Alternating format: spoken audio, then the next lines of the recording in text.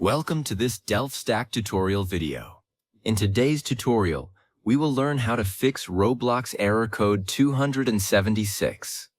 This error is usually related to connection issues or corrupted Roblox launcher settings.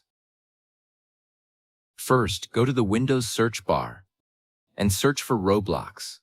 Then choose Open File Location. You will land inside the Roblox folder. There you will see Roblox Player and Roblox Studio.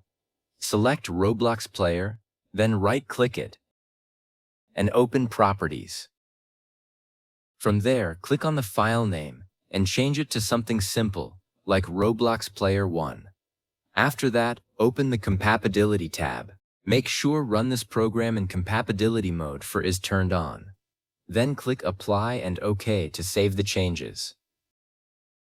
Once that is done, close all windows completely and relaunch Roblox. Try joining a game again.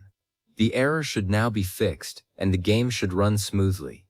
And that's it. We just learned how to fix Roblox Error Code 276 by adjusting compatibility settings and renaming the Roblox launcher file. Thanks for watching, and don't forget to check out the next DelftStack tutorial video.